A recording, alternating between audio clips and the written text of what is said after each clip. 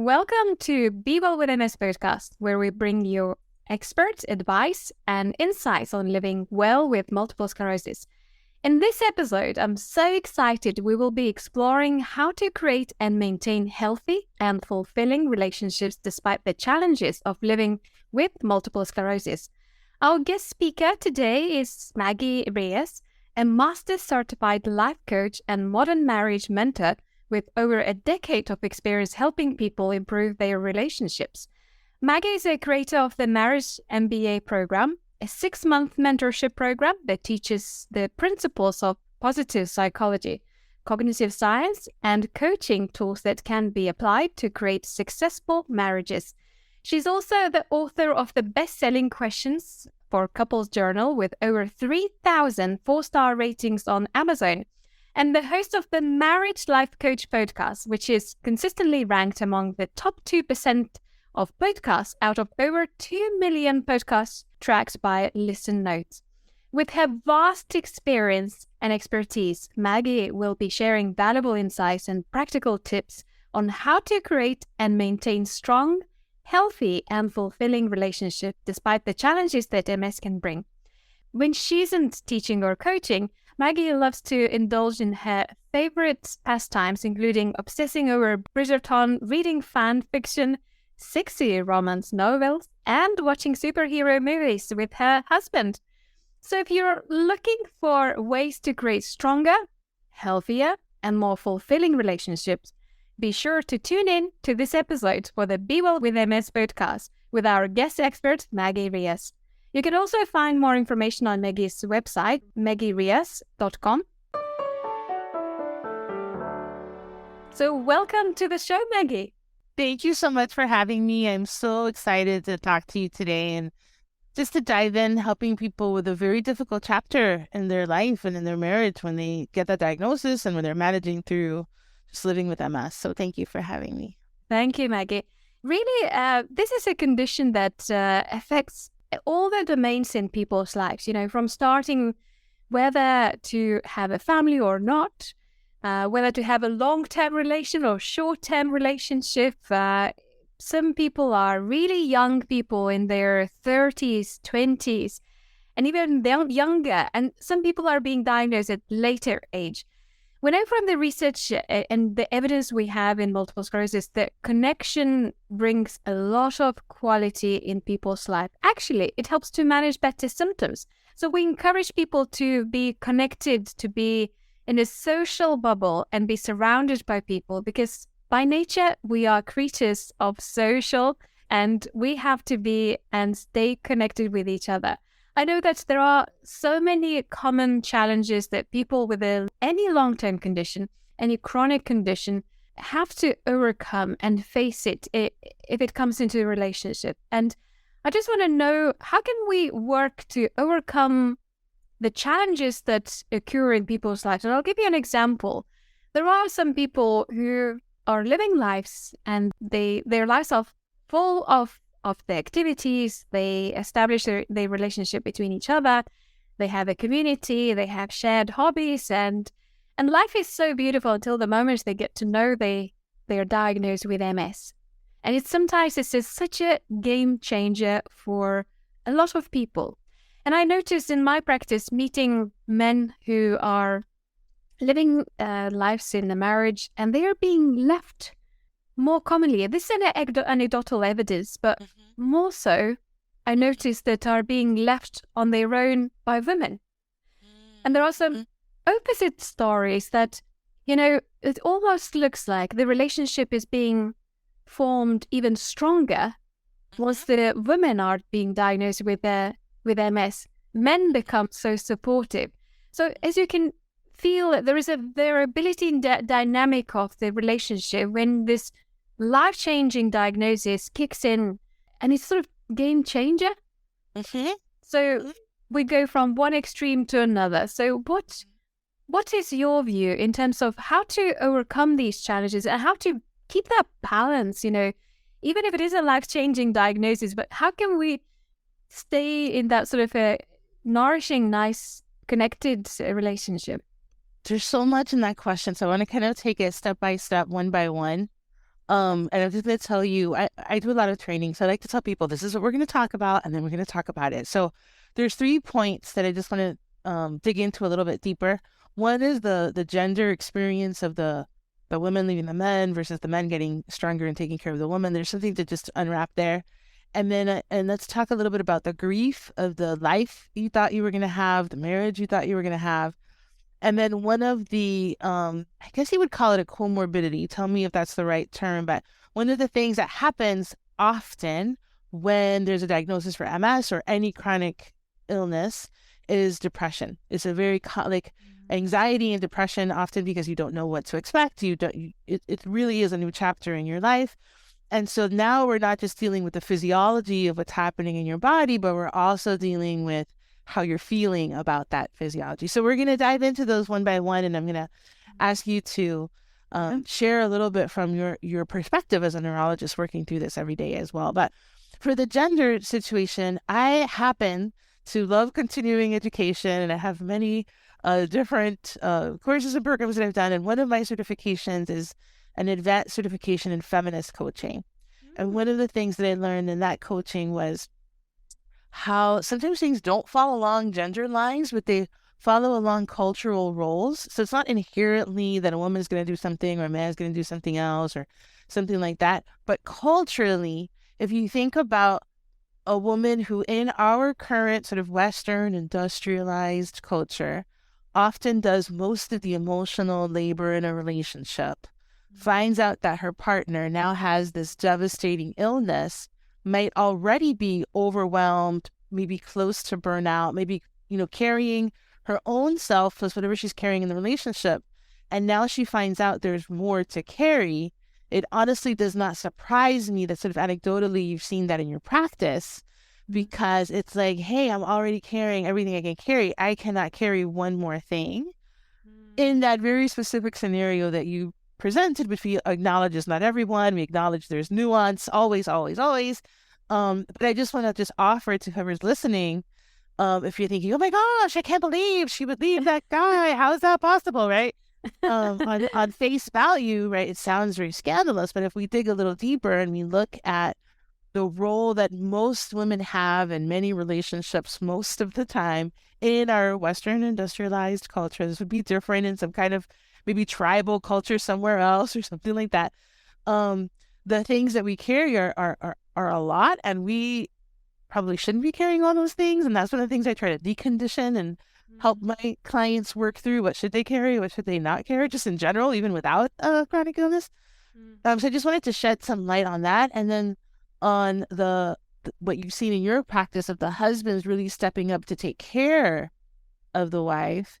Very often it's like, oh, this is their opportunity to do that in a way that society doesn't teach them how to do that either. But now they're sort of forced to be in that role of caretaking in a deeper way. And for some people, they respond really great to that, right? So just to shed a little bit of light on that anecdote that you mentioned.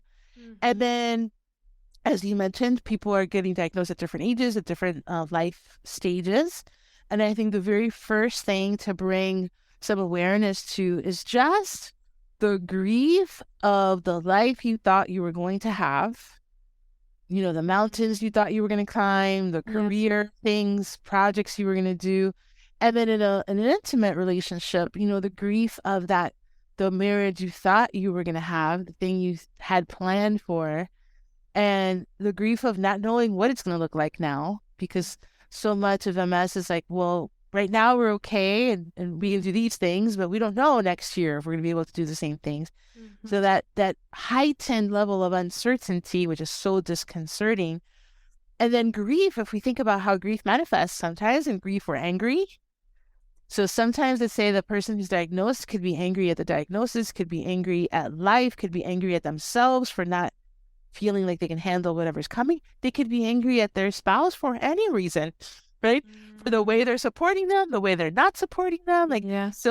That's a part of this type of diagnosis that I think we don't, as a culture in general, talk about as much, that there is grief, and that grief isn't always sadness. It can also include anger and activations and things like that, which of course then make relating a little bit more difficult. So I want to pause there, and then we'll talk a little bit about the depression part. But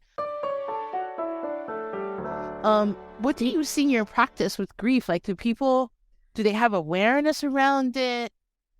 I think what is happening, just listening to you, it sort of brought a little bit of more thinking, when women leave the disabled man because, the future doesn't look very bright often, and there are some already existing problems. I think that from women perspective, perhaps, it's a loss of the security, the foundation that they thought they're going to have a strongest man in the world and have that all support. And suddenly that's a loss, isn't it?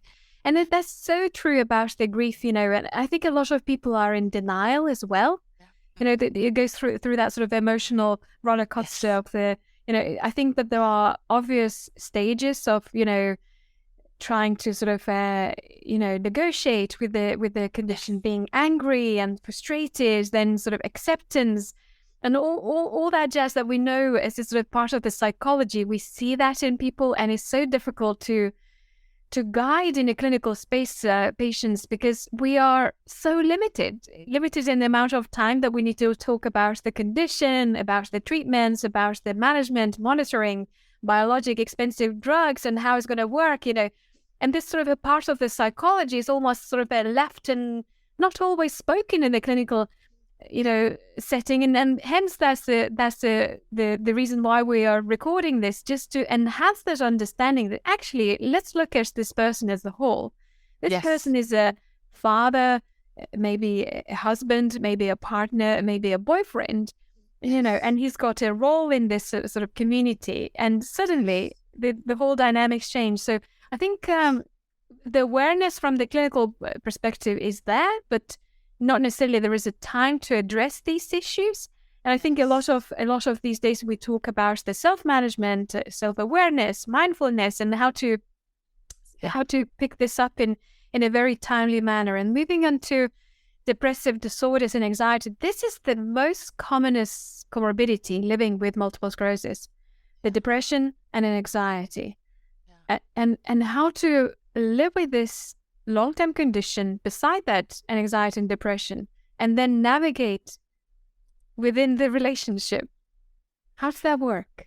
Yeah, I think that there is no one right answer, first of all. There is no one thing. We're going to talk about some things in broad strokes, but one of the things to think about is just relationships overall, romantic relationships especially. The core of any relationship that thrives is the quality of the friendship. So when we want to look at a situation where the partners are still committed to each other, where they still do want to go through life together, whatever adventure holds, right, with this adventure, then how can you cultivate friendship with depression, with anxiety, with MS? How do you go on a day-to-day basis in the little moments of life? And then knowing that depression sometimes has, I don't know if we would call it seasons or episodes, like there are times when it's more heightened and time when it's less heightened.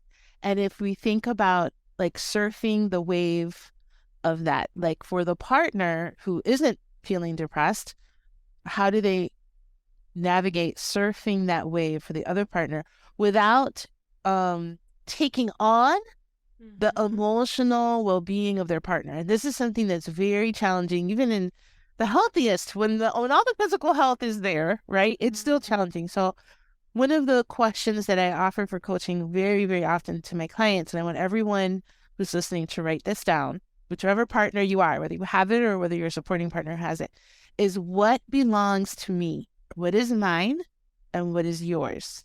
Is this mine to carry? Is this yours to carry? Where does this belong? And that's something called individuation, which is something we lose very easily when we're in very intimate, close relationships. So right now, if we're dealing with a diagnosis or dealing with just working through loving someone who has this, it's really getting clear what's mine and what's yours. Over and over, 1,000 times. You can never ask that question too much. And especially if you're navigating something like also supporting someone that you love with depression or with anxiety. Wait, does this belong to me? No, it doesn't. Mm. Now, the person who's going through anxiety maybe might want you to carry it, might say, no, it's your fault, right? Mm. They might be convinced that you should absolutely take that on. That doesn't mean you should. Yes. Yeah. It's such a fine line, isn't it? It's so difficult to sometimes sort of ground into your own shoes and not to take on the pressures that comes from your partner. We see that in our day-to-day relationship, and perhaps bringing that awareness, I guess, and always checking on with yourself. Yes. Is it yours? Is it mine? I really work on my emails, and I sort of try to sort of distinguish the common requests that when they come through. And sometimes it feels like somebody is approaching me, but it's almost like, it becomes my problem, but actually it's not my problem, Yes. But some people make things as it sort of suddenly becomes your problem. I guess bringing that awareness in your life and really distinguishing what belongs to you and what belongs to other people. It's so important. It sounds so simple, but it can have a profound difference in how you experience navigating all of this. Amazing. And especially if you have the tendency to take things on that aren't yours. So imagine the person who was diagnosed with the MS now taking on the emotional well-being of their partner who's sad and bereft and also going through their own reaction. They have to deal with MS. They can't be taking on how the other person's feeling, right? Mm-hmm. So what does that mean if we're not taking it on?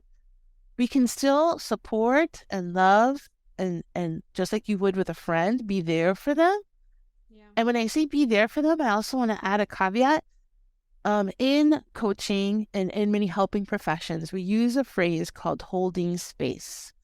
And holding space is just, I see the best in you at this moment. I hold in my heart your dream or your desire, and I hold it and I suspend my self-importance when I'm holding that space. So I just want to explain that part. And I explain that part to say, sometimes we are not the person to hold space for what our partner is going through because we have our own thing we have to work through. So let's say the person just got diagnosed. The partner is also very upset and wants to talk to the partner who just got diagnosed. They have their own grief and sadness and things to process. They could, but I don't recommend, right? That they also hold space for their partner's sorrow. It's like, hey, I really need you to talk to someone else about how you're feeling, because right now I can only handle how I'm feeling. Absolutely. That's an example of when we say what's mine and what's yours, and then what do you do in practice? That's an example of, and what you said earlier, support systems, whether it's family, friends, a local support group of people either going through the diagnosis or having their loved ones going through the diagnosis and the daily management of just living with the MS. That's where support becomes really, really important, because something, again, even in the healthiest physical situations that I coach on as a marriage coach all the time, is it really does take a village to have a life. Putting all of our emotional eggs in one person, in one basket, is not healthy even in the best of situations. And so when there's something like a chronic illness, when there's something like grief, depression, anxiety, all compounded into one, we need all the support that we can get. I guess, and it's a good sort of a policing system in a way. If you sometimes feel like something is not right in this relationship, and sometimes you just need to cross-reference your emotions and feelings with a second party or third party, just to check on whether your thinking and feeling is on the same page as the rest of the world. Like maybe it's you that imagines the things that they don't exist, or you may be opposite in a sort of a more denial, but you just need to cross-reference with your people that you trust, basically, whether it comes as a family member, whether as a friend. And you always need that sort of a social support, because, living on your own and, feeling isolated and isolating yourself further, not making any effort to connect with people, really that drags down, the spiral down, as we could use that term, and it's difficult to sort of perk up and get better from that vicious cycle, and unless you implement some practical tips and strategies. So how to communicate effectively with the partners for day-to-day living? Imagine if it's difficult to sort of look and analyze the stories and examples without having concrete example in front of us. But I guess if the classic scenario is somebody who just newly diagnosed, really going through the emotional roller coaster, and it's really challenging to overcome, the grief, the loss of the life that might be ahead. But it's not necessarily true, because we have people with MS who run marathons, who's got babies, create families, they have a nourishing, beautiful relationship. So how to sort of give a space and time for yourself, what the role of the time is here, like what are the practical tips and strategies that people could effectively communicate with each other? Because any relationship starts with a nice, decent communication. Okay, two things. First of all, I'm going to give you a very simple communication framework. That is what I teach and developed to help my coaching clients. So we'll go through step by step. It's very simple. It's very easy to follow. Before we do that, I want to mention one thing that you talked about, support, and about all the people that live with MS and find their way to the life that makes sense for them, whether it's running the marathons, having, successes at work, doing amazing things.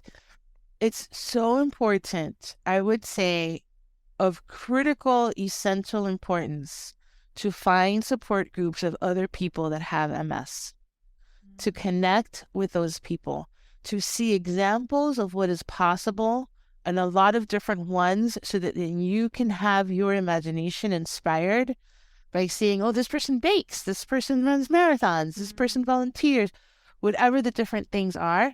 And this is true across any goal that you have, right? If you're a runner, associate with runners. If you're a speaker, associate with speakers, right? To see what is possible. It's like the 4-minute mile. We remember no one had ever run a 4-minute mile. And then suddenly an amazing human was able to run a mile in 4 minutes. And then everybody on earth realized that was possible.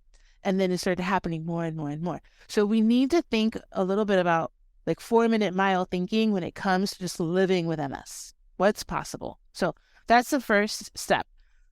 And it kind of influences what I'm going to talk to you about communication. So I teach something called soul-centered communication. It has 5 steps. The soul stands for something and the centered stands for something. So I'm going to tell you the 5 things and then I'll sort of break them down. So the first one is being solution-focused. The second one is being open-hearted, uncomplicated, and loving. That's the soul part.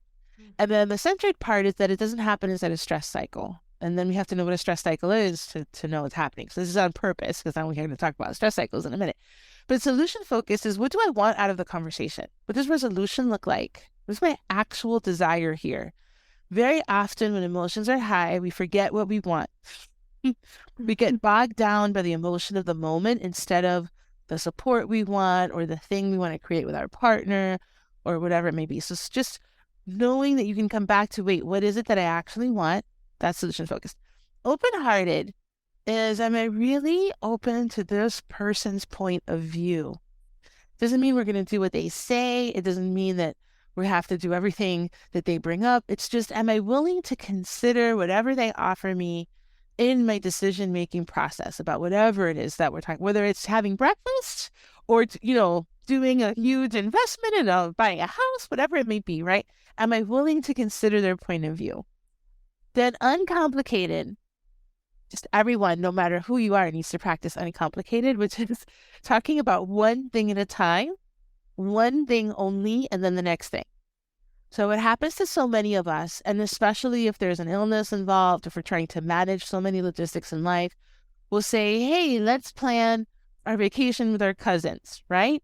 And then we start talking about all the places we'll go. But then we start talking about everything we need to do before the vacation. And then we start talking about our savings and then our investments. And what are we going to do when we retire? Like, we just go to all of these things, right? Yeah. So my husband would love that advice. Really, I do go into various different scenarios. But actually, all of us do. So it's just a reminder to be uncomplicated, to just talk about one thing at a time, one thing only, and the next thing.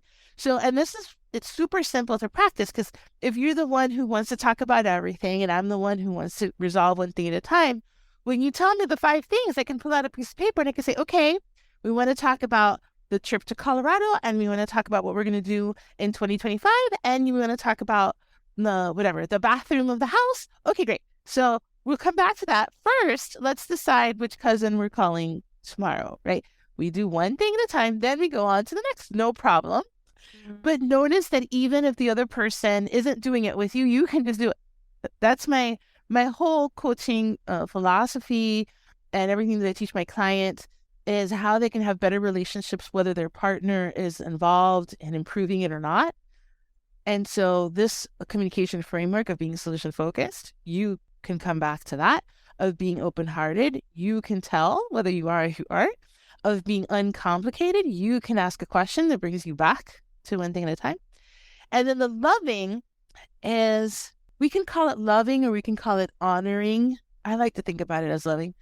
Many of my clients are very good at prioritizing other people, but not good at prioritizing themselves. So loving is loving myself equally to the other person in the conversation. So it's prioritizing myself equally to the other person in the conversation.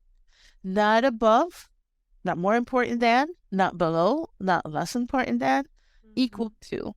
And in that sense, it's a very sort of liberating and feminist approach to communication. But it happened very organically when I was seeing what my clients were doing. I was like, oh, we need to value ourselves equally, whether it's with our mother-in-law, our cousin, our boss, our friend, or our partner, like whoever it is that we're talking to. If we value ourselves equally, what question would I ask? What request would I make? What might I share that I wouldn't share if I wasn't valuing myself equally? It can completely change the nature of the conversation or the direction the conversation takes when you just have the thought, I matter equally to this other person. So that's the soul part. It's like building a partnership, you know. Yes. You are coming and you have one goal that you're planning to achieve. You do one step at a time. You plan it carefully. And living with MS, there is a lot of fatigue involved, you know. So if you really want to chop the tasks into smaller tasks to navigate through, and then if you come with your partner and build that relationship as a partner, you're not in a sort of a child's role or mother's role. You're coming together as a team. So really, that's where you're going to achieve the most in this relationship. Is there sort of a rule or is that realistic to talk that there is an ideal marriage in this world? And is it possible to create an ideal marriage? Like, does it exist or not? I don't believe in the word ideal. I mean, I think about marriage like fingerprints. Like, everyone is different. Everyone is beautiful in its own way for each person in it. And I was actually talking about this with my husband earlier today, where somebody asked me a similar question.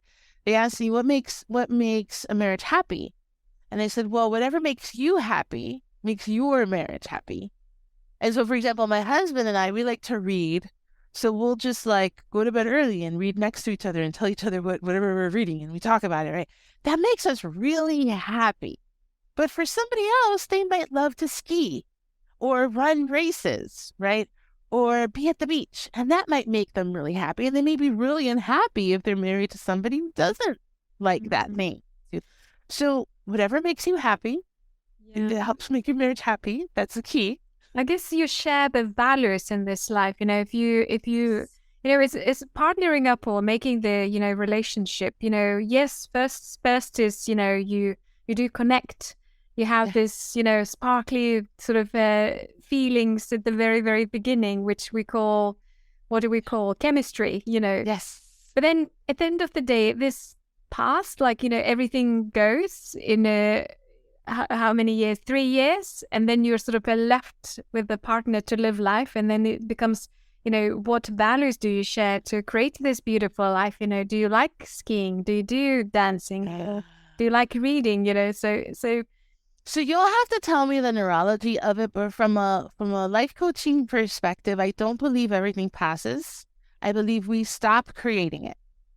And the reason that it feels like it passes is because we stopped creating it. So, for example, when you're dating someone, you're doing new things all the time and your body is releasing dopamine, right? You're like excited to do a new thing. Yes. What happens is we get into a routine with that person and then we stop doing new things. So we stop producing that dopamine. But guess what? If you just start doing new things, you get the hit again, right?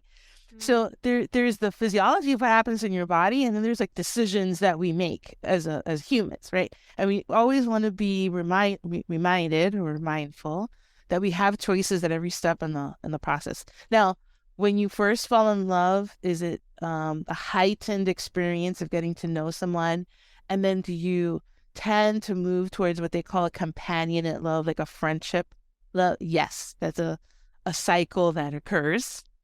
But that we can add excitement to it and that we can make it, I call it sexy besties. When you ask me what's the core of a relationship, it's the friendship. For most people, there's also a sexual component if it's a romantic relationship, right? There's some people that are asexual, but for most people, sexy besties is a good way to think about it. And especially if we think about with MS, right? Then MS also affects your sex drive, your desire. It might affect your partner's sex drive, dealing with all of these things. And so what is sexy besties with MS, right? Like, how do we cultivate on purpose a physical connection as we navigate all these things? First, we just want to know that we should. Yes. Yeah.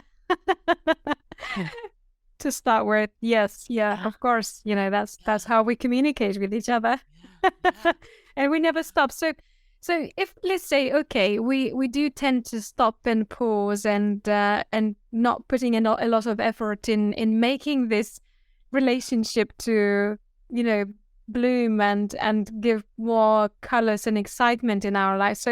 So how not to stop, what the strategies are that we need to implement? Like, should we buy flowers and chocolate bars, which is not recommended. Sugar is not for MS at all. No chocolate bars. Stop it. Okay. Oh, I love that. Oh, no. I mean, flowers, maybe. Here's the thing. Here's what I would invite everybody to write down. Write this down. I create my relationship every day. Put it on a Post-it. Put it on your refrigerator. Put it on your phone where you'll see it. And then whatever you're inspired to do that day is what you should do. So some days, maybe we'll get you some sugar-free chocolate. Maybe. We won't tell the doctor. We'll smuggle some in. Okay, maybe. But really, it's if I create it every day, then what do I want to create today? And really it can be as simple as that one sentence guiding us towards whatever's in front of us then right now, right? And it'll look different for everybody in the situation that they're in and the circumstances they have to manage. But especially if you've decided to be in a relationship with someone, whether you have MS or you're supporting someone with MS, so you made a decision that you're going to be in the relationship, I like to think about it like a relationship culture. So I used to work in human resources before I was a coach, and I used to think a lot about corporate culture. What is the culture that we have here? Is it collaborative? Is it dictatorial? There's all kinds of cultures, right? Yes. And a relationship culture is like, oh, do we want to have a loving, a flirty culture? Do we want it to be serious or a little bit lighthearted? What do we want, right? And maybe one of the partners really loves security, and that's part of their culture, is making plans all the time. And the other partner maybe likes to joke around, and that's part of the culture, is like we bring some levity to it. So if I create my relationship every day, then what kind of culture do I want to create? Yeah, and I'm just wondering, is this something that you set up and write on the stone at the very beginning, how you form the relationship, or it can change as the time goes on? I don't believe in anything being in stone. I really believe there are very few absolutes in the world. I mean, I do think the core of a healthy relationship is friendship. That's probably the only absolute that I 100% believe in. Everything else, I think, sort of fluctuates like the ocean. There's ebbs and flows, there's ups and downs. There's times when maybe we feel amazing and times we don't feel as amazing, but we're still committed to each other, right? That can flow. And I think our values evolve, our priorities evolve. So if you think about a couple with little children in school age and all the things that entails versus a couple with college aged children, young adults, and all the challenges that entails, our priorities might be very different in different chapters or developmental stages of our life. And the same with an MS diagnosis. If that MS is manifesting in a way that I can still run marathons and I can still do so many things, that might be very different how we manage a relationship than in a season where maybe I have to rest more and I have to adjust my schedule and do things differently. So I do think relationships, if we think about them like the ocean where we ebb and we flow and we're sort of the captain of the ship, like we decide, oh, there's big storms ahead, we're going to go in this direction, or, oh, we're just going to go through the storm. That's the only way to do it. If you think in those terms, we're just going to adjust our course depending on how rough the seas are that day or that week or that year, I think that also helps you adjust your expectation. Like it won't just be one flat experience. And again, even in the healthiest of physically of situations, we all have all kinds of things. You know, we all as a planet lived through the pandemic over the last few years and have all kinds of side effects just from this common trauma that we have all experienced, you know, even in the best situations. So I think that's a good way to think about it, is just the ebb and the flow. Okay, so it's very, very interesting to listen to all that. And I think, you know, it's in this analogy of the ocean that the waves come to the shore and comes back. And, you know, that's our movement in our relationship. And we have to accept the cycles of the relationship, I believe. So there comes ups and down. And then even if it doesn't feel okay at this time moment, perhaps you accept that it's not okay. And I wonder if there are some self-care practices to help someone to improve their relationship with themselves and others. And what are the specific practices that people could implement in day-to-day living? So one of my favorite ways or lenses to look at this through is something that I call stress cycle awareness, which will then bring us to self-soothing, which would be a self-care practice. So first of all of us have natural human reactions of fight, flight, freeze, and appease. Think about getting a text from your boss versus maybe a voicemail from your mother-in-law versus a letter from the doctor, right? And we might have different reactions to all of these different things. These are natural reactions that don't really have a lot of necessarily intentional thought with them. We just sort of a knee-jerk reaction. So understanding that we have these reactions is really helpful because we will always have them. If someone cuts you off in traffic and you see red, that's a fight response, right? If your boss says you need to stay late to fill in a report and you say yes, even though you want to go home, that's an appease response, and so on. And so first of all, we have them and our partners have them. So just understanding stress cycle awareness. Where am I in my stress cycle and where's my partner in my stress cycle? To me, that's the first part of self-care, because it's literally like, what's the GPS? Where am I now? What kind of self-care do I need? Okay, so step one is just awareness. So then that brings us to self-soothing activities. So how do we complete a stress cycle? So in nature, if we watch a nature documentary, we see animals running, we see them shaking, we see them moving.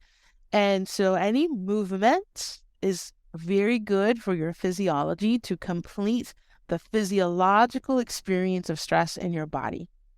So movement of any kind. Very, very beautiful. Wow, never thought that way. You know, I sort of I had in my mind, yes, movement that's how we are built to move, but analogy to the wildness and wild animals and how they cope with this stress and how they run away from being chased by the lions and so we should start moving if we feel stressed. So stand up if you're sitting at the desk, you know, or on the sofa, and start moving around, whether it's around the block, just a few minutes. Yes. But that's a self-practice. That's absolutely, and I'll tell you, it can be as simple as this. And for someone who maybe has a lot of doctor's visits or is dealing with an episode of MS that feels really challenging, just shaking. And I know sometimes there is movement of our body with the MS, but intentionally moving in a shaking manner releases energy from our body. And so one day I was explaining this, and one of my clients is an expert in this. She's a doctor. I forget what her specialty was, but she said, "Oh, yes, shaking. This is what mammals do." So for everyone listening, imagine that you are on the call with the doctor. Maybe you don't get the best news, and then you have to go pick up your kids from school. Just take 2 seconds and like shake it out. Put on Taylor Swift's song, shake it out, right? Make yourself laugh, right? The humor is a great diffuser for stress as well. And that's a very simple thing that anyone can do. There's a fabulous book that I can suggest. It's called Burnout by Emily and Amelia Nagoski. And it refers to burnout, but it also talks very extensively about completing stress cycles and has fabulous resources within the book about some of the things that I'm explaining now. And then, so other self-soothing activities, holding someone's hand, petting a pet of any kind, physical contact with humans. As you mentioned, we were born tribal. Our species is born to be part of groups. And our individualistic society that has us just living alone so often, right? Removing us from groups. So hugging people, with consent, of course, but holding someone's hand, something like that, also helps complete the physiological experience and the body of the stress. And then, of course, there's responding to the thing, whatever happened, returning the phone call, sending a text, taking care of the thing. But self-soothing activities, one of the ways to ask yourself, what is yours? What might you like? Is what feels nourishing to me right now. It's very much physiologically, explained phenomenon. So the power of touch, because that, releases the oxytocin and dopamine levels. So it soothes your body, all the adrenaline, all the stress hormones settle down after the positive hormone is released. So it sort of explains a lot. And I think we are living the life in a society that we really lose that contact with people, and I noticed that in pandemic in particular, losing that sense of touch, of human being next to you, so that was such a loss. I guess, and we needed to reestablish our way, of living new lives and then coming back into the life that caused a lot of anxieties and stress, becoming again socially active. So the last words of wisdom and advice, Maggie, that we'd like to hear for somebody who lives with MS and struggles to find love, to maintain maybe fulfilling the relationship, and how can we cultivate a positive outlook and build a meaningful life despite the challenges that people with MS face? Yes, I think that's such a good question. I think that it feels hard some days to have hope, but some days hope is all we have.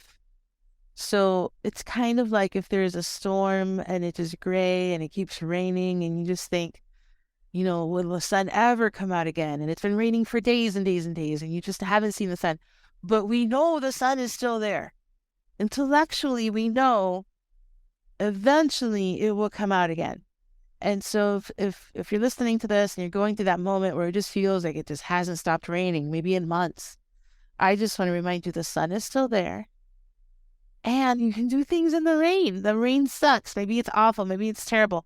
But there's so much of life you can still enjoy even in the rain. You can still enjoy something delicious to eat, listening to a story from a friend, laughing at something funny, right? There's still something, even if it's moment to moment or day to day.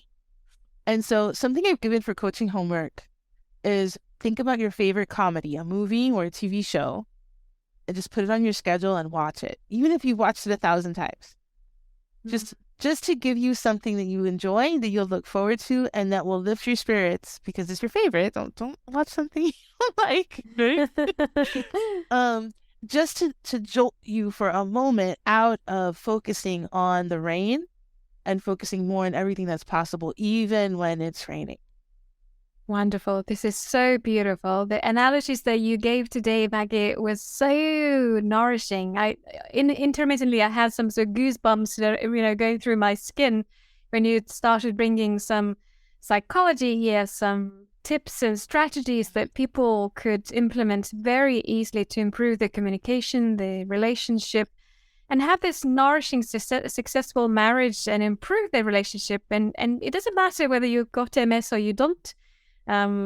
Really, the relationship is around everyone, and it's about everyone, and it's our techniques and work and effort. Yes, finding the right person that shares your values, that you connect, you have this chemistry, not feeling alone, connecting even more, creating a network. Living with this long-term condition is super important. And today we learned the tools and techniques, and I'm very happy to share this with our listeners to strengthen their relationship and create a fulfilling marriages and partnership. So don't forget to check out the Maggie's website, podcast, and the book, Questions of Couples Journal. For more information and resources, perhaps you could follow Maggie on the media channel. So we'll share in the comment section or how to contact Maggie. And if you would like to have maybe a one-to-one Maggie consultation, is that possible in a private practice of yours? I actually do group programs, but you can go to MaggieReyes.com and all the things that I do are on there, and there's lots of resources. Thank you. That's wonderful. Thank you for tuning in. Thank you for being the wonderful guest for this show. So stay tuned for our next episode of Be Well with MS podcast.